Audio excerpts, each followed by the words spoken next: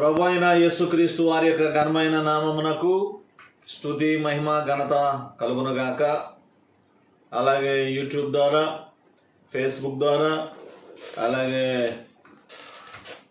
అనేక రకాలుగా దేవుని యొక్క వర్తమానాన్ని సర్వలోకానికి, సర్వ సృష్టికి మరి ప్రామిస్డ్ ల్యాండ్ వాగ్దాన భూమి నుంచి ప్రకటన చేయుచున్నాము. ఈ వాక్య సందేశాన్ని వినుచున్న ప్రతి ఒక్కొక్కరు కూడా వారి ముఖములో నవ్వును, ఆనందమును, ఆరోగ్యమును, ఐశ్వర్యమును, ఆశీర్వాదమును, భూలోకములో ఉన్న దీవెనలన్నీ వారు పొందాలని వాగ్దాన భూమి కోరుకుంటుంది. వాగ్దాన భూమి యొక్క ముఖ్య ఉద్దేశం, వాగ్దాన భూమికి వచ్చిన చెట్టే గాని ఆ చెట్టు ఫలించే వరకు కూడా అది మరణించదు. వాగ్దాన భూమిలో స్వచ్ఛమైన గాలి ఉంది. వాగ్దాన భూమిలో స్వచ్ఛమైన ఆరాధన ఉంది. వాగ్దాన భూమిలో ప్రార్థనా జీవితం ఉంది. వాగ్దాన భూమిలో స్తుతి ఉంది. అందుచేతనే మరి అనేక మందికి ఈ యొక్క వాగ్దాన భూమి నుంచి ఆశీర్వాదాల ద్వారా నింపబడాలని ప్రతి ఒక్కొక్కరిని కూడా మరి ఇన్వైట్ చేస్తూ ఉన్నాం. మరి దేవుడు మరి ఈ దినమందు మనకి ఇవ్వబోతున్న వర్తమానాన్ని బట్టి మరి గత వారము మనము విన్న వాక్యమునకు మరి మధ్యలో ముగించడం జరిగింది కనుక దానిని ప్రారంభించుకుని మరలా తర్వాత దేవుడు భద్రపరచబడినవాడు, మనుషుల చేత భద్రపరచబడినవాడు. మనుషుల చేత అనగా యాకోబు తన ప్రియకుమారుడైన యోసేపును ఎంత జాగ్రత్తగా భద్రపరిచినా తన కుమారులే ఆయనను గోతులో పడవేసి ఆ తర్వాత మిద్యానీయులకు అతను అమ్మివేసినట్లుగా దేవుని యొక్క వాక్యంలో మనం చదువుకున్నాం. అయితే దేవుని చేత భద్రపరచబడిన వాడు ఎలాగూ ఉంటాడో మనం ఈ రోజున తెలుసుకోబోతున్నాం. జరిగిన సంఘటన నేను మీకు వాక్యము ద్వారా వినిపించాలని చెప్పేసి నేను ఆశిస్తూ ఉన్నాను. ఆది కాండము మరి 37వ అధ్యాయము 36వ వచనం నేను చదువుతాను. మిద్యానీయులు ఐగుప్తీయునకు అతన్ని తీసుకుని పోయి ఫరో యొక్క ఉద్యోగస్తుడును రాజ సంరక్షక సేనాధిపతి అయిన పోతీఫరునకు అతనిని అమ్మివేసును. చూడండి, యోసేపు యొక్క జీవితము ఎన్ని రకాలుగా ఎన్ని విధాలుగా మార్చబడుతుందో.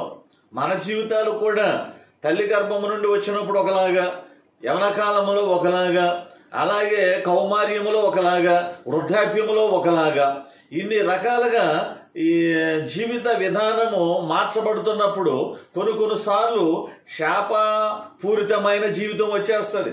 కష్టాలతో, బాధలతో, శ్రమలతో, ఇబ్బందులతో వచ్చేస్తారు.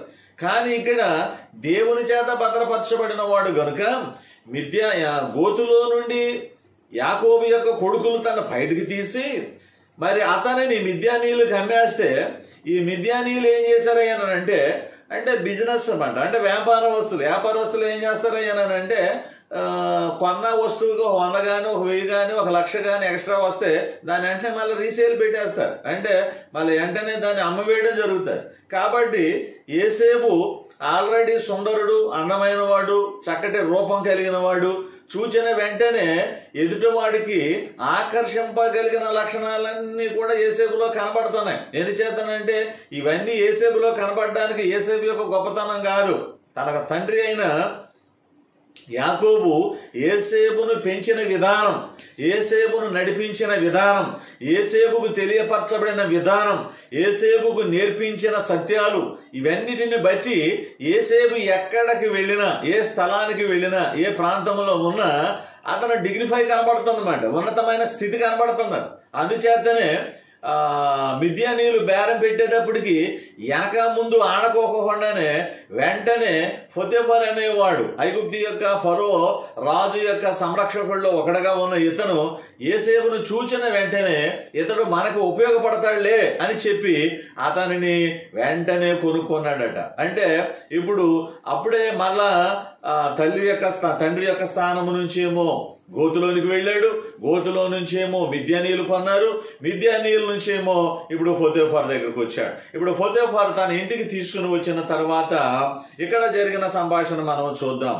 39వ అధ్యాయము 1వ వచనం నుండి మనము చూసినట్లయితే, యోసేపు ఐగుప్తీయునకు తీసుకుని వచ్చినప్పుడు ఫరో యొక్క ఉద్యోగస్తుడును రాజ సంరక్షక సేనాధిపతినైన పొతీఫరు ఒక ఐగుప్తీయుడు అక్కడికి అతన్ని తీసుకుని వచ్చాను. ఇష్మాయేలీయుల యొద్ద అతనిని కొనిరి.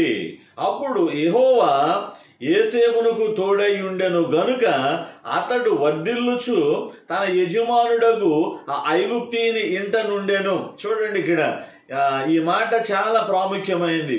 యెహోవా యోసేపునకు తోడై ఉన్నప్పుడు, చూడండి, మనకేమో తండ్రి తోడై ఉంటాడు, తల్లి తోడై ఉంటుంది, అన్నదమ్ములు తోడై ఉంటారు, స్నేహితులు తోడై ఉంటారు, బంధువులు తోడుగా ఉంటారు అని చెప్పి లోక మర్యాద ప్రకారంగా మనం అనుసరిస్తూ ఉంటాం.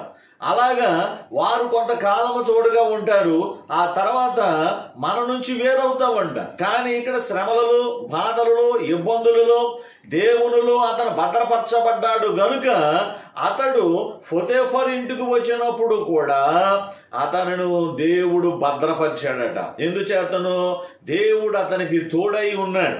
గోతిలో పడవేసినప్పుడు తోడై ఉన్నాడు, అన్నాలు బయటికి తీసి మిద్యానీయులకు అమ్మివేసినప్పుడు తోడై ఉన్నాడు, మిద్యానీయులు మళ్ళా మరి పొతీఫరుకు అమ్మేసినప్పుడు దేవుడు తోడై ఉన్నాడు. ఇప్పుడు అతను పొతీఫరు యొక్క గృహములో అతని ఇంటికి అతడు అధికారిగా, అతను అధికారిగా ఉన్నట్లుగా దేవుని యొక్క వాక్యం మనకి తెలియపరచబడుతుంది.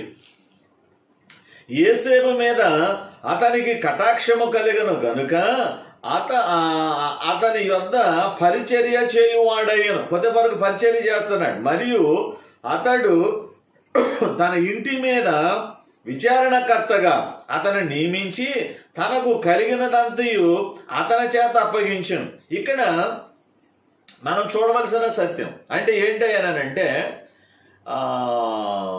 దేవుడు భద్రపరచబడినప్పుడు, ఒక మంచి నడవడి, మంచి క్యారెక్టర్ ఉన్నప్పుడు, తండ్రి దగ్గర ఉన్నప్పుడు 11 మంది కొడుకులకి ఇవ్వని పెత్తనం, పెద్ద కొడుకుకి మధ్య కొడుకుకి ఇవ్వని పెత్తనం యోసేపుకి ఇచ్చాడు. ఎందుచేతను అని అంటే, యోసేపు నడకలోను, నడవడిలోను, ప్రవర్తనలోను, మాటలోను, క్రియలలోను, తలంపులలోను, ఆలోచనలోను తండ్రికి ఇంప్రెషన్ కలిగించేవాడు. అందుచేతనే ఇంటి పెత్తనమంతా కూడా యాకోబు యోసేపుకే ఇచ్చాడు. అసలు ఈ యోసేపు పైన ఈ 10 మంది ఏడ్చావడానికి, ఈ 10 మంది యోసేపు పైన ఈర్ష్య పెంచుకోవడానికి ఏంటి కారణం అని అంటే, పెత్తనము అంటే మనం పెద్దవాళ్ళం కదా, మనము యోసేపు కంటే ముందు పుట్టాం కదా, మనకు పెత్తనం ఇవ్వకోకుండా వీడికి ఇచ్చాడు ఏంటి అని చెప్పి వీళ్ళు ఎప్పటికప్పుడు అసూయ చేత బాధతోటి ఉండడం వల్ల యోసేపు పైన ఈర్ష్య కలిగిన వారిగా ఉన్నారు. అందుచేతనే అక్కడ ఆ పెత్తనాన్ని బట్టి యోసేపు గోతులు వేయబడ్డాడు. తండ్రి ఇచ్చిన పెత్తనాన్ని బట్టి యోసేపు మళ్ళా బయటికి తీసి అమ్మివేయబడ్డాడు.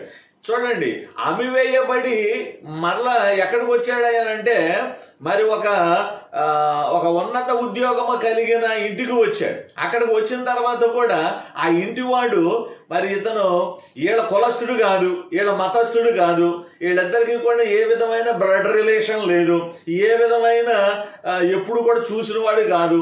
కానీ అక్కడ డబ్బు ఇచ్చి వెళ్ళిచ్చి అతని బానిసగా కొని తెచ్చుకున్నాడు. అంటే పొతీఫరు ఏ పనికి మాలిన పని చెప్పినా, ఏ దరిద్ర కొట్టి పని చెప్పినా యోసేపు ఖచ్చితంగా చేసి తీరాలి. ఎందుచేతనంటే యోసేపు వేళ ఇచ్చి కొనబడ్డాడు. అంటే బానిస జీవితం అన్నమాట. బానిసలకి స్వతంత్రంగా జీవించే హక్కు ఉండదు, స్వతంత్రంగా ఉండే హక్కు ఉండదు, స్వేచ్ఛగా ఉండే హక్కు ఉండదు, ఏది కూడా ధైర్యం చేసి అడగడానికి హక్కు ఉండదు అన్నమాట. అందుచేతనే యోసేపు అలాంటి హోదాలో ఉండవలసిన వాడిని పొతీఫరు ఏం చేశాడయ్యానంటే, తన ఇంటంతటికీ కూడా, ఇక్కడ అంటాడు 5వ వచనములో, అతడు తన ఇంటి మీదను తనకు కలిగినదంతటి మీదను అతన్ని విచారణకర్తగా నియమించిన కాలము మొదలుకొని యెహోవా యోసేపు నిమిత్తము ఆ ఐగుప్తీయుని ఇంటిని ఆశీర్వదించెను. చూడండి, ఇక్కడ మనకి ఈ 5వ వచనములో చాలా చక్కటి వాగ్దానములతో కూడిన సత్యం కనబడుతుంది. అప్పటి వరకు ఈ పొతీఫరు యొక్క ఉద్యోగం ఎలాగుందో తెలీదు, కానీ యోసేపు ఎప్పుడు తన ఇంటిలో అడుగు పెట్టాడో అతనికి ఫరో దగ్గర ఒక ఉన్నతమైన అంటే ఒక ప్రమోషన్ పొందగలిగిన యోగ్యత పొతేఫరుకు దక్కినట్లుగా కనబడుతుంది. రెండోది ఏంటయ్యానంటే పొతేఫరుకు ఉన్న వ్యవసాయం అవ్వచ్చు, లేకపోతే అతనికి ఉన్న వ్యాపారాలు అవ్వచ్చు, అతనికి ఉన్న ఉద్యోగాలు అవ్వచ్చు, తన ఇంటిలో ఏమేమో ఉన్నాయో అవన్నీ కూడా ఆశీర్వదింపబడడం జరుగుతుందట, దీవించబడడం జరుగుతుందట.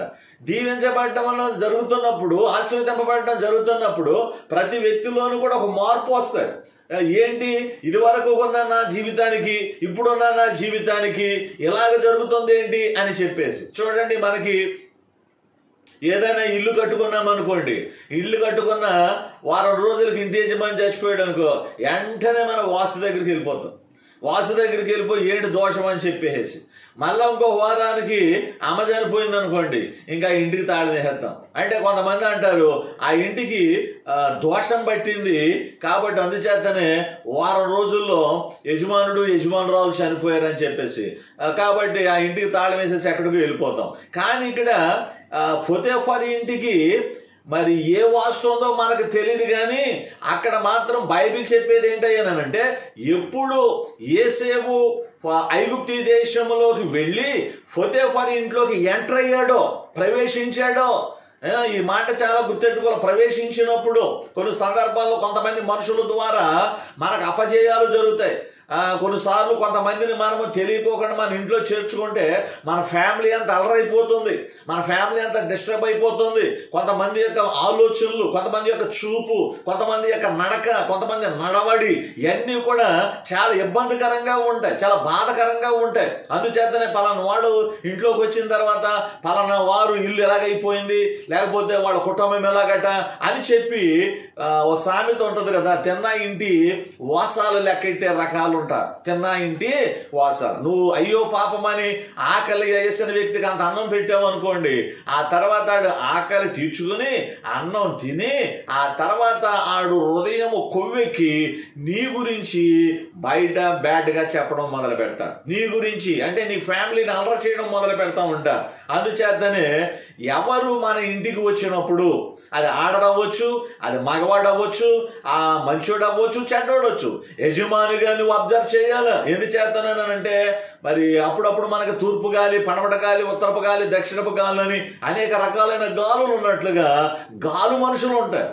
గాలు మనుషులు, అల్లర మనుషులు, చెల్లంగి మనుషులు, చీప్ క్వాలిటీ మనుషుల రకాలు అందరూ కూడా పర్సనాలిటీయే చూస్తారు. మీసాలు ఉంటే అబ్బాయి ఇది మగాడు అని అంటారు, చీర కట్టుకుంటే అబ్బాయి ఇది ఆడది అని అంటారు. కానీ వెనకాల బ్యాక్గ్రౌండ్ వాళ్ళకున్న స్థితిగతులు ఎలాగోనే, వాళ్ళ చూపులు, వాళ్ళ యొక్క నడక, వాళ్ళ యొక్క వినికిడి, వాళ్ళ యొక్క అబ్జర్వేషన్ ఎలాగ ఉంటది అనేది మనం ఆలోచించినప్పుడు చాలా భయంకరంగా ఉంటది. కానీ యోసేపు ఎప్పుడైతే ఎంటర్ అయ్యాడో, యోసేపు పొతేఫరు ఇంట్లోకి ఎప్పుడైతే ప్రవేశించాడో వెంటనే తన ఎవరి స్వాధీనమందు ఉన్నాడు, ఏ దేవుడు స్వాధీనమందు ఉన్నాడు, ఏ దేవుని యొక్క భద్రతలో ఉన్నాడు, అక్కడ యోసేపు దేవుని యొక్క భద్రతలో ఉన్నాడు. కానీ పొతేఫరు దేవుని భద్రతలో లేడండి.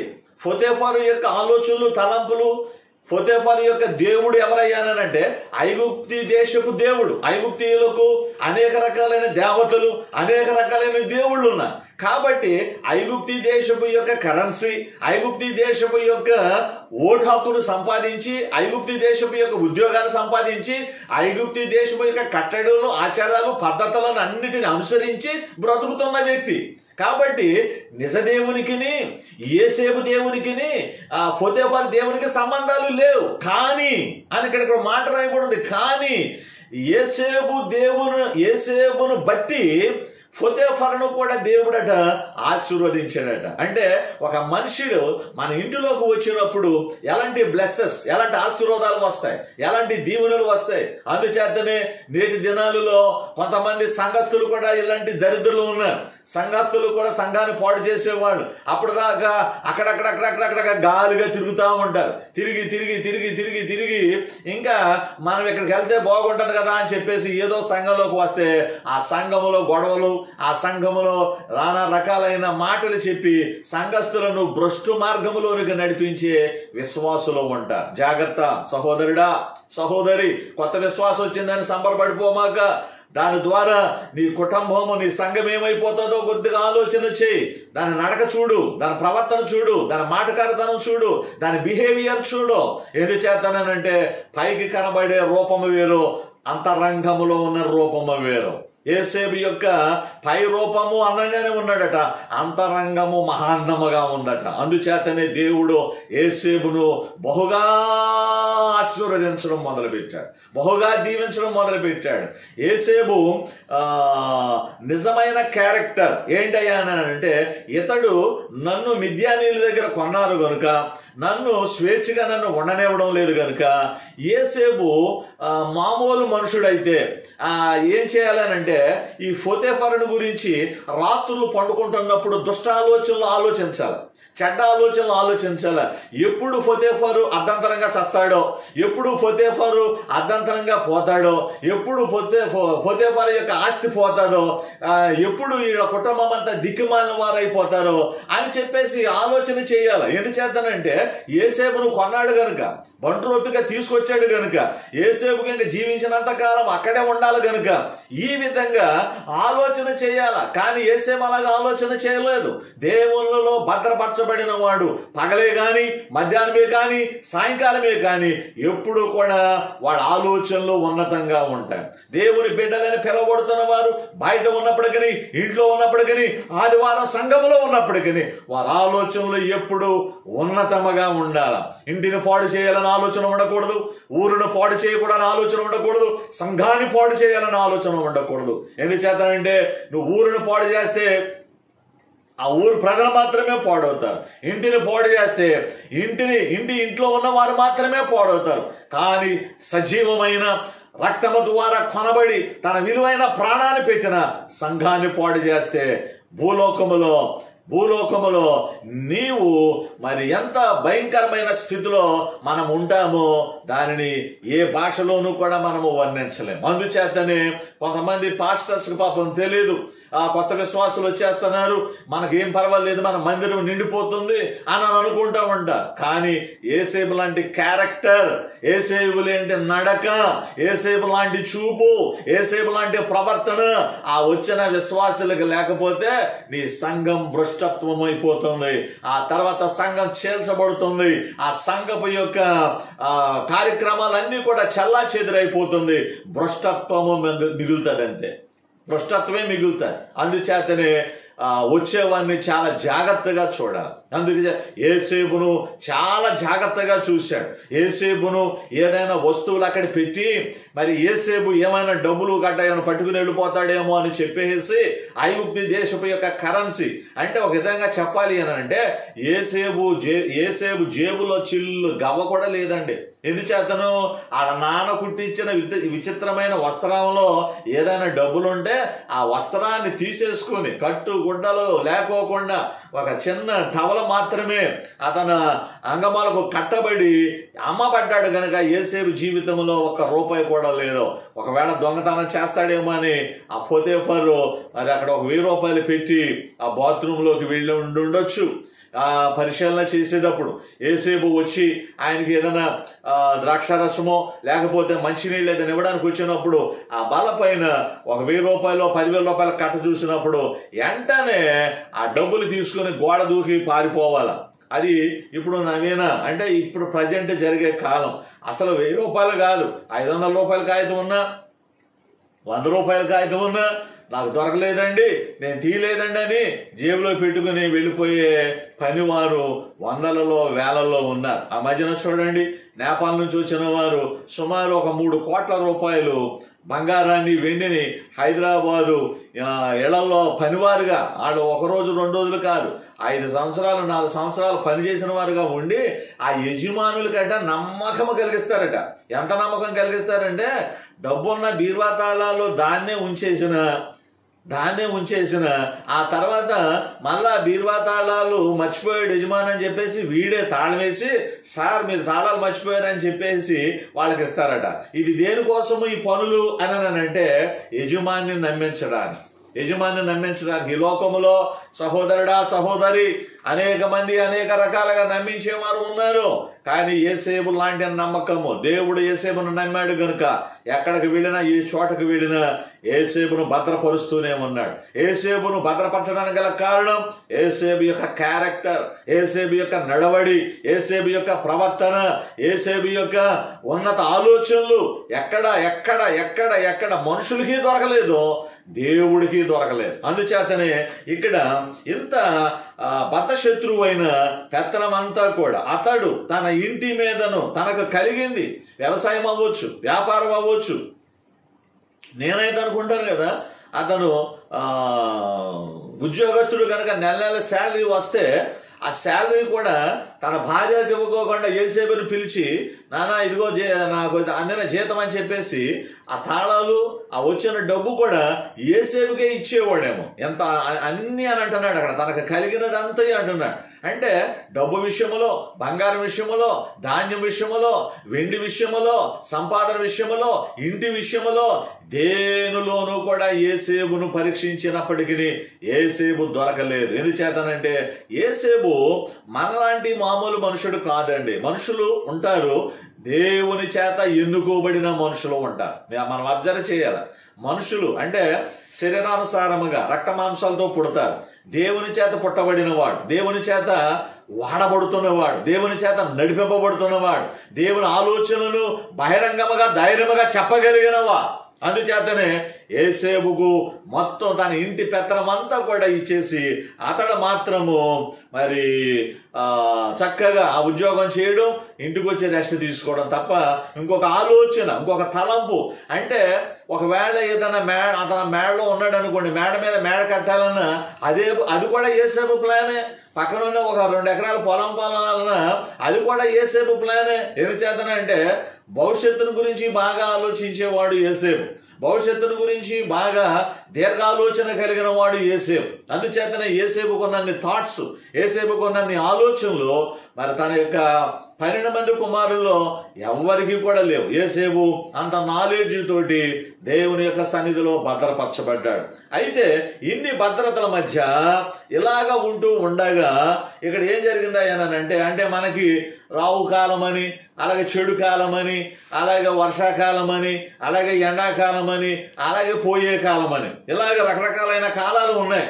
ఈ రకరకాలైన కాలాల్లో మనకు కూడా అంటే కొంతమంది వాళ్ళు పోతూ పోతూ మనల్ని కూడా వాళ్ళు ఏం చేస్తారనంటే ఆ చెడులోనికి తీసుకుని వెళ్ళిపోతూ ఉంటారు. మీరు ఎప్పుడైనా సరే చూసారో లేదో, ఈత రానుడితోటి మనం కాలువకి వెళ్ళినా, నది దగ్గరికి వెళ్ళినా, వాళ్ళ స్నానం చేస్తున్నప్పుడు యూత్ స్నానాలు చేస్తూ ఉంటారు. అప్పుడప్పుడు పిక్నిక్ వెళ్ళి ఆ ఈత రానోడు దానిలో దిగినప్పుడు ఈత వచ్చినోడు ఏమాత్రం వెళ్ళి అతను రక్షిస్తారని చెప్పేసి అక్కడికి వెళితే ఆ ఈత రానోడు ఏం చేస్తాడనంటే ఈత వచ్చినోడు కూడా లోనకి లాగేసుకుంటాడు. ఎందుచేతనంటే వాడేదో ఇతను చంపాలని కాదు, ఇతను ముంచాలని కాదు, అతనికి ఈత రాదు కనుక ఆ నీళ్లు తాగి భయంతో ఈత వచ్చినోడు కూడా మరి చంపిన విధానం మనకి కనబడుతుంటది. అలాగా 3, 4, 5, 10 మంది ఇలాగా చనిపోయినట్లుగా నదిలో పడి చనిపోయారని చెప్పేసి మనం చూస్తూ ఉంటాం.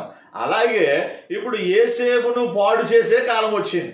యేసేపునేమో దేవుడేమో బాగు చేసి ఉన్నత స్థితికి దేవుడు తీసుకుని వెళ్ళాలని దేవుడు ప్రణాళిక పైన ప్రణాళిక, దేవుడు ఆలోచన పైన ఆలోచన చేసి యేసేపును అనేక రకాలుగా అనేక విధాలుగా ఎత్తులోను, పల్లములోను, చీకటిలోను, వెలుగులోను అనేకమైన రీతిగా నడిపిస్తూ ఉంటే ఇక్కడ 6వ వచనం వచ్చేటప్పటికి ఓ ప్రత్యేకమైన సంఘటన జరిగింది.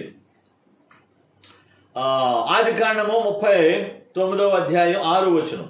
అతడు తనకు కలిగినదంతయు యేసేపు చేతికి అప్పగించి, ఎంత చక్కటి మాట చూడండి. తనకు కలిగిందంతా కూడా అతను బానిస, పనివాడు. ఎవడప్పగిస్తాడండి ఇంటి తాళాలు, ఇంటి పెత్తనం అంతా కూడా? ఇప్పుడు ఎవరైనా చేయగలుగుతారా? ఎవరు చేయలేరు. అయితే ఇప్పుడు యేసేపు లాంటి వాళ్ళు ఉంటే ఇప్పుడు చేయగలుగుతారు. అందుచేతనే బైబిల్లో ఒక మాట ఉంది, నమ్మకమైన కుమారుడు, మంచి కుమారుడు సిగ్గు తెచ్చు కుమారుడు పైన ఏలుబడి చేస్తాడట, కుమారుని పైన పెత్తనం చేస్తాడట. ఎవరు? నమ్మకము కలిగిన వాడు, పనివాడు, నమ్మకమైన పనివాడు. అర్థమైందండి? కాబట్టి ఇక్కడ నమ్మకమైన పనివాడే, కానీ అతని యొక్క ఉనికిని మనము చూచినట్లయితే యోసేపుకు పూర్తి హక్కులు, పూర్తి తాళాలు, బాధ్యత మరి పొతీఫారు ఇవ్వడం జరిగింది. తాను ఆహారము తినుట తప్ప తనకేమి ఉన్నదో ఏమి లేదో విచారించువాడు కాడు. మానవుని యొక్క జీవితంలో ఆయుష్ తరిగిపోవడానికి గల కారణం ఏంటంటే, మరి మీకు తెలుసో తెలియదో, చింత. అంటే ఏముందో ఏమి లేదో. నెల వచ్చేటప్పటికి 28వ తారీఖు వచ్చేటప్పటికి జీతం చేసేవాళ్ళకి జీతాలు అయిపోతాయి, అక్కడి నుంచి ఎక్కడొకక్కడ అప్పు చేయాలా.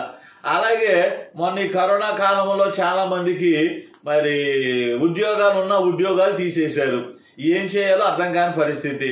అప్పుడు దాకా చక్కగా ఉద్యోగాలు చేసేవారు, మార్కెట్లో అచ్చుపళ్ళు అమ్మడం, అలాగే పొలాల షాప్కి వెళ్ళి పొలాలు అమ్మడం. నిన్న చూశాను నేను, ఒక సినిమా యాక్టర్ పుచ్చకాయలు అమ్ముకుంటుంది. ఏం షూటింగ్లు ఏమి లేవు, హీరోయిన్ అట ఆమె, చాలా పెద్ద హీరోయిన్ అట, చాలా సినిమాల్లో చేసిందట. అయితే ఈ సంవత్సరంన్నర నుంచి ఏ షూటింగ్ లేకపోతే హైదరాబాదు ఆ బాలనగర్ దగ్గర ఆ రోడ్డు మీద పుచ్చకాయలు పెట్టి అమ్ముకుంటాను. ఏది చేతనంటే ఏముందో ఏమీ లేదు. కాబట్టి తినడానికి తిండి కావాలి, ఉండడానికి కట్టుకోవడానికి బట్ట కావాలా, ఉండడానికి ఇల్లు కావాలి, నెల నెల కరెంటు బిల్లులు ఉన్నాయి, సదుపాయాలు ఉన్నాయి, సౌకర్యాలు ఉన్నాయి, మంచి భోజనాలు కావాలి, ఇవన్నీ కావాలంటే డబ్బు కావాలా. కానీ ఇతనికి మాత్రం ఏ చీకు చింత లేదట. అంటే మనిషి ఎక్కడ కుంగిపోతాడు, ఎక్కడ రోగిష్ట అయిపోతాడు అని అంటే, ఎప్పుడైతే మానసికమైన వ్యాధి వచ్చిందో, అంటే ఈ నెల జీతాలు రాలేదు, ఎలా బతకాలనైనా, ఎలాగా పోషింపబడాలి, భార్య ఎలా బతకాల, పిల్లల్ని ఎలా బతికించాలా, నేనెలా బతకాల, మోటార్ సైకిల్ ఏమో చూస్తేనేమో పెట్రోల్ ఏమో 50 రూపాయలు ఉండే పెట్రోల్ వాళ్ళేమో 100 దాటిపోయింది, రేపు పొద్దున్న ఇంకెంత అవుతుందో తెలియదు, ఈ బతుకు బండి ఎలాగా, ఏం చేయాలని చెప్పి ఎవరికి వారే ఏమవుతారని అంటే, ఈ చింతతోటి మనిషి 70 సంవత్సరాలు బతకవలసిన వాడు 50 సంవత్సరాలకే ఈ కళ్ళు కింద ఉన్నాయి చూసాను, ఈ కళ్ళు కింద ఏమొచ్చేస్తాయంటే బ్లాక్ షేడ్ వచ్చేస్తారు, క్యారీ బ్యాగ్ లాగా ముడతలు పడిపోతూ ఉంటుంది శరీరం. ఎందుచేతనంటే చింత. అందుచేతనే పొతీఫారు చాలా తెలివైన వాడు, పొతీఫారు మంచి ఆలోచనమైన వాడు. ఈ బాధలు, ఈ బందీలు, ఈ దిగమాన ఆలోచనలు ఉందా లేదా అనే ఆలోచన లేకోకుండా మొత్తం పెత్తనమంతా కూడా, ఇంటి యొక్క నడవడంతా కూడా యోసేపు చేతికి అప్పగించేసి, ఏది ఉందో ఏది లేదో చీకు లేకోకుండా, చింత లేకోకుండా రోజులు చక్కగా వెళ్ళిపోతున్నాయి. యోసేపుకి అప్పగించిన బాధ్యతలో యోసేపు తను పని అంతటిని కూడా చక్కగా నిర్వర్తించుకుంటూ, తన పని తనకి ఎవరైతే బాధ్యత అప్పగించాడో తనకి లోటు లేకోకుండా, బెంగ లేకోకుండా, ఇది చాలా ప్రాముఖ్యమైన విషయం అండి. కానీ మనకి ఇప్పుడు ప్రపంచంలో ఏం జరుగుతుందనంటే, ఎవరైతే అన్నం పెట్టాడో అన్నం పెట్టిన వాడికి సున్నం పెట్టాలంటారు, అన్నం పెట్టిన వాడి కాళ్ళు ఎరగొట్టాలంటారు, అన్నం పెట్టిన వాడు కొంప కోల్చాలంటారు, అన్నం పెట్టిన వాడిని మరి అనేక రకాలుగా అనేక విధాలుగా పాడు చేసేవారు అనేక మంది ఉన్నారు. కానీ యోసేపు తన కలలో కూడా పొతీఫారు గురించి బ్యాడ్గా ఆలోచన చేయలేదు. నేనైతే అనుకుంటాను కదా, ఒకసారి అసలు యోసేపు ఏం చేస్తున్నాడు అని చెప్పేసి పొతీఫారు రాత్రి 1 గంట టైంలో మరి యోసేపు గదికి వెళ్ళినాడు. యోసేపు గదికి వెళ్ళేటప్పటికి లైట్ వేసి ఉంది, వెలుతురు ఉంది. యోసేపు ఏం చేస్తున్నాడు అని చెప్పేసి ఆ తలుపు కొట్టి చూసేటప్పటికి మెలకుగా ఉన్నాడు. ఏంటి యోసేపు 1 గంట అవుతుంది, ఇంకా నువ్వు పండుకోలేదు ఏంటనంటే, ఇదిగో మన వ్యవసాయం ఈ సంవత్సరం ఏం పంట వేయాలి, ఇది వచ్చిన పంటను ఎక్కడ దాయాలి, ఇన్ని బస్తాలు ఎక్కడ ఉంచాలి అని చెప్పేసి ఒక మాస్టర్ ప్లాన్ అన్నమాట. ఒక ఆ ఫ్యామిలీ కోసం ఒక మాస్టర్ ప్లాన్ గీత గీసుకుంటూ ఉన్నాడు. అది పొతీఫారు చెప్పలేదండి. కానీ పొతీఫారు యోసేపుకి ఇచ్చిన నమ్మకాన్ని బట్టి యోసేపు తిన్నామా, ఉన్నామా, బతికామా, మన యజమాని ఉంటే ఏంటి పోతే ఏంటి అని అనుకోలేదు. యజమాని రోజు రోజుకి, వారం వారానికి, సంవత్సరం సంవత్సరానికి అభివృద్ధి పొందాలా, ఆశీర్వదింపబడాలా, ఇంకా ఉన్నత స్థితికి వెళ్ళాలని యోసేపు పగలు, మధ్యాహ్నం, రాత్రి జామంతా కూడా ఆ ఇంటి గురించి ఆలోచిస్తూనే ఉన్నాడు. ఇంతగా అతను చక్కగా నిర్వర్తించడానికి గల కారణం ఏంటంటే ఒకటే, దేవుని చేత భద్రపరచబడిన వాడు. దేవుని చేత భద్రపరచబడిన వాడు ఇలాగే ఉంటాడు. మనుషుల చేత భద్రపరిచిన వాడు తాడేసి లాగేయడం, కొంప కూల్చేయడం, అర్ధరాత్రుల్లో నుప్పెట్టి పారిపోవడం జరుగుతుంది. కానీ దేవుని చేత భద్రపరచబడిన వాడు పగలు, మధ్యాహ్నం, రాత్రి జాములో కూడా ఆ ఫ్యామిలీ గురించి, అలాగే దేవుని చేత భద్రపరచబడిన పాస్టర్ కూడా ఆ సంఘాన్ని గురించి అహోరాత్రులు కష్టపడతారు, అహోరాత్రులు శ్రమిస్తారు, అహోరాత్రులు సంఘ అవసరాలు, సంఘ యొక్క బిడ్డ యొక్క ఆరోగ్యం కోసం, వారు ఆశీర్వదింపబడాలని, వారు దీవించబడాలని, వారు ఐశ్వర్యవంతులు అవ్వాలని, వారు వెండి బంగారం కలిగిన వారుగా భూలోకంలో ఉన్నప్పుడు భూలోక సంపదలు బిడ్డలకు కావాలని నిజమైన పాస్టర్, నిజంగా దేవుని చేత ఏర్పాటు చేయబడిన వాడు, నిజంగా దేవుని చేత వాడబడేవాడు, సంఘ బిడ్డలు అందరూ కూడా దీవించబడాలని. ఎందుచేతనంటే మిత్రమా, భూలోకంలో మనం ఉన్నప్పుడు భూలోక ఆశీర్వాదాలు ఖచ్చితంగా కావాలి. దేవుడు అబ్రహామును పిలిచి నేను పరలోకాన్ని తీసుకెళ్తాను, పరలోకములో నిత్యము ఆరోగ్యము ఐశ్వర్యాలు ఉంటాయని చెప్పలేదు. భూలోకములోనంట దేవుడు అతనికి వెండి బంగారాన్ని ఇచ్చాడట, దాసదాసీలను ఇచ్చాడట, అబ్రహామును ధనవంతుడిగా చేసినని ఆదికాండము 13వ అధ్యాయంలో చూస్తాం. మరి మనము, మన సంఘ బిడ్డలు ఈ రోజున ఎందుకు అప్పుల్లో ఉన్నారు, ఈ రోజున ఎందుకు బాధల్లో ఉన్నారు, ఈ రోజున ఎందుకు శ్రమలో ఉన్నారు, ఈ రోజున ఎందుకు కుటుంబాలు సర్వనాశనం అయిపోతున్నాయి? కారణం ఏంటంటే దేవుని చేత ఎన్నుకోబడిన పాస్టరు వారికి ఉన్నప్పుడు నిజముగా వారు ఆశీర్వదింపబడతారు. దేవుని చేత భద్రపరచబడిన వాడు అన్యుడైన పొతీఫారు ఇంటిలో ఉంటే,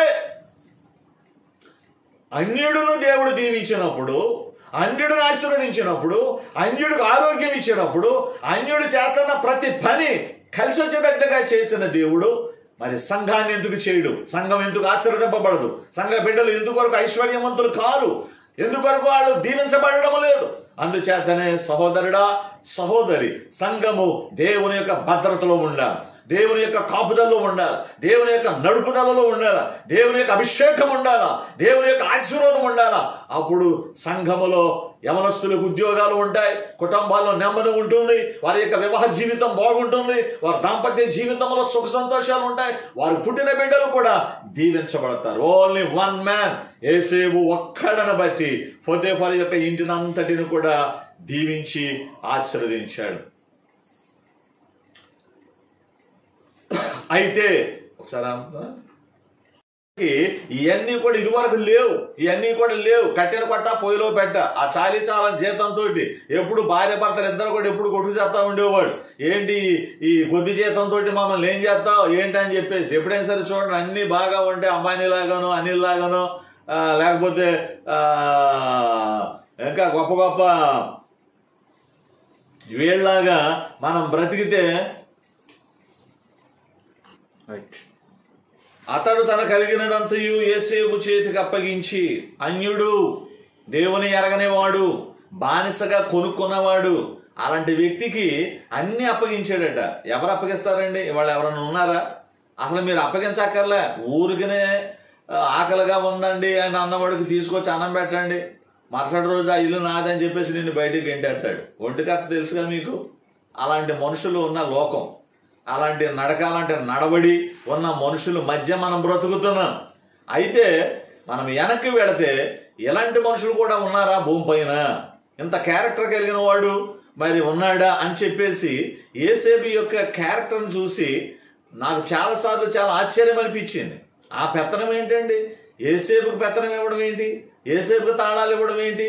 అంతా కూడా పనివారందరిని కూడా పిలిచి ఇతను ఏం చెప్తాడో చెప్పినట్లుగా చేయండి అని అనట. గల కారణం ఏంటంటే యోసేపు తన ఇంటిలోనికి ప్రవేశించినది మొదలుకొని దేవుని యొక్క ఆశీర్వాదాలు ఆ ఇంటిలో ప్రారంభమయ్యాయి గనుక ఆ ఇంటి యజమాని యోసేపును నమ్మి అన్నిటిని కూడా తనకు అప్పగించాడు. ఇదంతటికి కూడా గల కారణం ఏంటంటే దేవుని చేత భద్రపరచబడిన వాడు. దేవుని చేత భద్రపరచబడిన వాడు గోతులో ఉన్నప్పటికీ, దేవుని చేత భద్రపరచబడిన వాడు మిద్యానీయుల చేతిలో ఉన్నప్పటికీ, దేవుని చేత భద్రపరచబడిన వాడు పొతీఫరు యొక్క చేతిలో ఉన్నప్పటికీ, ఆయన బంట్రోతుగా ఉన్నా బానిసగా ఉన్నా దేవుని చేత భద్రపరచబడిన వాడు కనుక అతనికి కృప, ఆయనకి కాపుదల, ఆయనకి భద్రత కలిగిన వారుగా ఉన్నాం. మనం ఎలాంటి వారమైనా, ఏ రీతిగా ఉన్నా మనము దేవుని చేత భద్రపరచబడినప్పుడు ఈ యొక్క కరువు లోకములో, ఈ కష్ట లోకములో, ఇబ్బందుల లోకములో,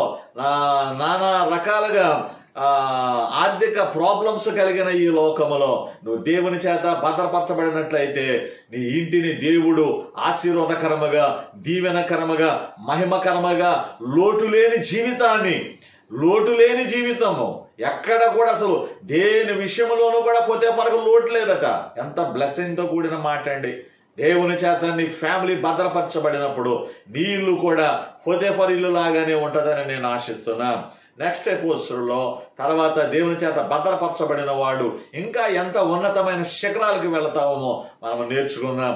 దేవుడు ఈ మాటలు వినిన ప్రతి ఒక్కొక్కరిని ఆశీర్వాదకరముగా, దీవెనకరముగా, మహిమకరముగా దీవింపబడునుగాక. నేను ప్రార్థన చేద్దాం. పరిశుద్ధమైన మా తండ్రి, కృప కలిగిన మా ప్రభువా, నీకు వందనాలు నాయన. ఇదిగో తండ్రి ప్రభువా, నీ చేత భద్రపరచబడిన యోసేపు బంట్రోతు వలె తండ్రి ప్రభా ఐగుప్తు దేశములో అన్నదమ్ములు లేరు, తండ్రి లేడు, తల్లి లేదు, స్నేహితులు లేరు, బంధువులు లేరు, ఎవ్వరు కూడా తనకి నాన్నవారు లేరు. కానీ తండ్రి ప్రభా ఐగుప్తు దేశం పొతీఫరు ఇంటిలో నీ అనుగ్రహముతో, నీ బలముతో, నీ కృపతో, నీ దీవెనతో, నీ భద్రతలో యోసేపు అడుగు పెట్టిన స్థితిని నీవు ఆశీర్వాదకరముగా మలచి యోసేపును బట్టి ఆ ఐగుప్తీయుడును ఎలాగైతే దీవించావో అలాగే ఈ వాక్యం విన్న ప్రతి ఒక్కొక్కరు కూడా ఈ వాక్యాన్ని బట్టి యవనస్తులు దీవింపబడునుగాక. యవనస్తులు సూసైడ్ అటెంప్ట్ చేయకుండానుగాక, పిచ్చి మార్గాల్లోకి వెళ్లకుండానుగాక. యవనస్తులు యవన కాలములో బలపరచబడి, యవనస్తులు దేవుని చేత కట్టబడి, దేవుని చేత నడిపింపబడి, దేవుని చేత బలముగా వాడబడినట్లుగా నీవు వారిని యోసేపుల వలె భద్రపరచమని వేడుకుంటున్నాం. ఆ కుటుంబాల్లో నెమ్మది దయచేయండి, ఆర్థిక ప్రాబ్లమ్స్ ను తొలగించండి, కుటుంబంలో భార్య భర్తల మధ్య అన్యోన్యత దయచేయండి, బిడ్డల మధ్య ప్రేమనురాగాలు కలిగించండి. కుటుంబంలో తండ్రి ప్రభా ఎవరు కూడా ఏ విధమైన ఇబ్బందులు నాయన, కరోనాతో కూడిన రోగాలు నాయన, టైఫాయిడ్, మలేరియా, చికున్గున్యా ఇలాగ దిక్కుమాలిన రోగాలు ఏవి కూడా ఆ పొతీఫరు ఇంటిలో లేవట. గల కారణం ఏంటంటే యోసేపు ఆ ఇంటిలోకి ఎంటర్ అయ్యాడు గనుక. అలాగే ప్రభు ఈ వాక్యం విన్న ప్రతి వారి యొక్క ఇళ్లలోనికి మీరు వెళ్ళి ఆ ఇళ్లను మీరు దీవించి నీ సంరక్షణలో, నీ భద్రతలో, నీ కాపుదల్లో ఉంచమని ప్రభా, ఇంకా తండ్రి ప్రభ సర్వలోకానికి, సర్వ సృష్టికి వాగ్దాన భూమి ద్వారా అనేక మందికి ఆశీర్వాదకరముగా ఈ వర్తమానం వెళ్ళినట్లుగా చేయమని యేసు నామములో అడుగుచున్నాము తండ్రి. మన తండ్రి అయిన దేవుని దయ, ప్రభు అయిన యేసు క్రీస్తు వారి కృప, పరిశుద్ధాత్మ యొక్క నిత్య సన్నిధి, సంతోషము, సమాధానము, సహాయము, సహకారము, ఆరోగ్యము, ఐశ్వర్యము ఈ వాక్యము విన్న ప్రతి ఒక్కొక్కరికి పరిశుద్ధాత్ముడైన దేవుడు అనుగ్రహింపచేసి భూలోక దీవెనలన్నీ వారికి అనుగ్రహింపబడునుగాక. ఆమేన్, ఆమేన్.